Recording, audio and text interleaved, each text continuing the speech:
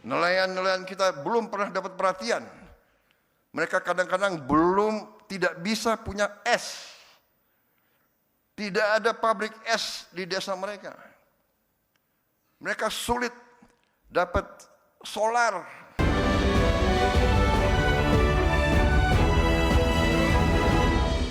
Kita beralih ke informasi lainnya pemirsa, di mana Presiden Prabowo Subianto menegaskan komitmennya untuk memperkuat sektor kelautan melalui pembangunan desa-desa nelayan secara terintegrasi di seluruh Indonesia. Pemerintah pun menargetkan pembangunan 1.000 desa nelayan sebagai bagian dari target pembangunan 5.000 desa nelayan hingga 2029 mendatang. Presiden Prabowo mengatakan setiap desa nelayan akan dilengkapi dengan pabrik es, cold storage, dermaga, kapal, serta kendaraan operasional. Hal itu guna memastikan rantai distribusi hasil tangkapan berjalan dengan efisien. Presiden mengatakan pembangunan desa nelayan diharapkan mampu menjadi solusi atas kesulitan nelayan untuk mendapatkan solar serta tidak adanya pabrik es dan untuk mensuplai cold storage. Nelayan-nelayan kita belum pernah dapat perhatian.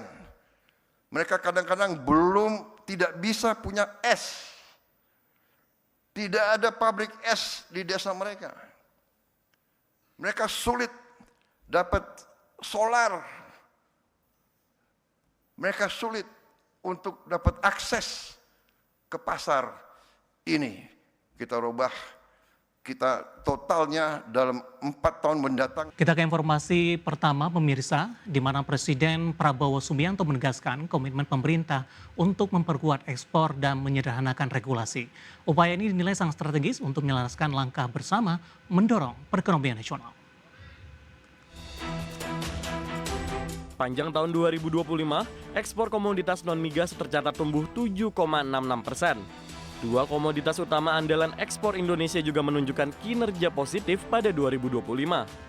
Minyak kelapa sawit mentah tumbuh 27,94% dengan kontribusi 12,73% terhadap total ekspor. Secara sektoral, peningkatan nilai ekspor pada 2025 didorong sektor industri pengolahan dengan kontribusi 10,77% dan pertumbuhan mencapai 14,47%. Presiden Prabowo Subianto pun menegaskan komitmennya untuk terus mempermudah regulasi ekspor. Katakan kita ingin jadi negara yang maju. Benar, kita ingin menjadi negara maju. Tapi jangan kita berpretensi, kita mau mencapai tingkatan yang sama dengan negara-negara yang sudah ratusan tahun sebelum kita mencapai tingkat teknologi dan industri yang sangat maju. Kita punya cita-cita tinggi, tapi kita punya sikap yang realistis. Yang penting bagi kita adalah kita harus menjaga dan mengelola seluruh kekayaan negara, seluruh sumber daya alam kita, dan kita kelola, kita jaga, dan kita pergunakan sebesar-besarnya untuk kepentingan seluruh rakyat Indonesia. Itu tujuan kita. Di sisi lain, peningkatan ekspor menjadi salah satu pilar menuju target pertumbuhan ekonomi 8%. Pemerintah optimis bersama dunia usaha siap bekerja sama dengan dalam menghadapi tekanan global, termasuk kolaborasi yang memerlukan komitmen nyata terhadap penyederhanaan regulasi serta kepastian kebijakan. Dari Jakarta, IDX Channel. Ke informasi selanjutnya, pengamat ekonomi menilai pemerintah harus membuka ruang kemitraan perdagangan seluas-luasnya di tengah tekanan perdagangan global, di mana pemerintah perlu secara agresif memperbanyak kemitraan perdagangan internasional dan domestik untuk mendorong pertumbuhan ekonomi dan memperluas pasar ekspor. Pengamat ekonomi sekaligus Kepala Sekolah Ekspor Nasional Handito Juwono menilai strategi melibatkan penguatan diplomasi ekonomi, peningkatan partisipasi UMKM dalam rantai pasok global, serta kemitraan dengan retail modern dan swasta dapat membuka dan memperbanyak peluang kemitraan perdagangan di pasar global. Untuk itu, Handito berharap pemerintah aktif membangun hubungan baik dengan negara mitra dengan menggunakan perjanjian dagang untuk mempermudah akses produk lokal ke pasar global. Di mana dengan memperkuat kemitraan diharapkan daya saing produk Indonesia meningkat, terjadi pemerataan ekonomi dan tercipta lapangan kerja baru.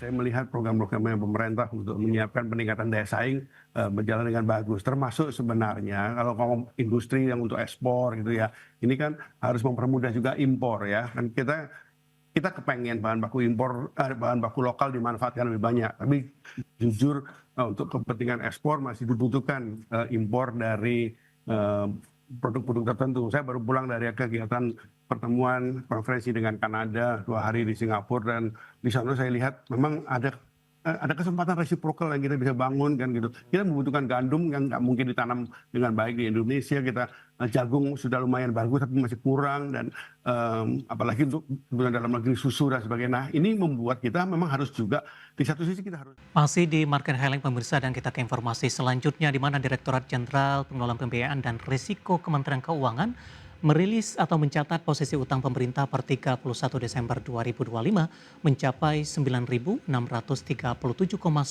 triliun rupiah, di mana rasio utang terhadap produk domestik bruto berada di level 40,46% yang menunjukkan posisi fiskal yang masih terkendali. Dari total utang tersebut, instrumen surat berharga negara mendominasi sebesar 8.387,23 triliun rupiah atau setara 87,02% dari seluruh komposisi utang pemerintah. Sementara sisanya berasal dari porsi pinjaman yang mencapai 1.250,67 triliun rupiah. DJ PPR menegaskan pemerintah terus mengelola utang secara hati-hati, terukur, dan diarahkan untuk membentuk portofolio yang optimal, sekaligus mendukung pengembangan pasar keuangan domestik.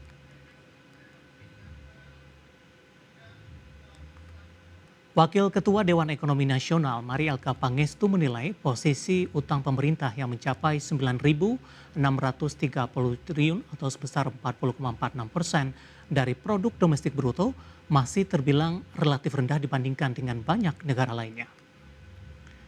Meski demikian, Marielka Pangestu menyebutkan yang perlu diperhatikan yakni debt to service ratio atau DSR, yang merupakan rasio keuangan yang mengukur kemampuan individu atau bisnis dalam membayar cicilan utang dibandingkan dengan total pendapatan bersih bulanan.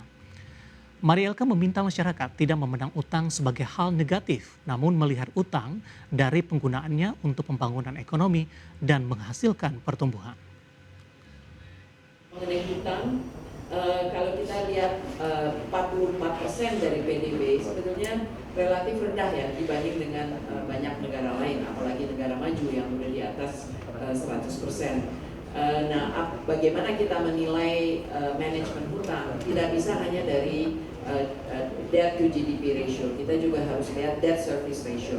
Jadi berapa banyak anggaran kita yang juga terserap untuk membayar bunga misalnya ya di dalam revenue. Jadi pertama kita harus melihat yes, penggunaan hutang itu benar nggak dipakai untuk growth, karena itulah yang bukan hutang yang, jangan melihat hutang itu sebagai hal yang negatif ya. Semua negara juga berhutang. Yang penting hutang itu digunakan untuk menghasilkan growth atau tidak, sehingga bisa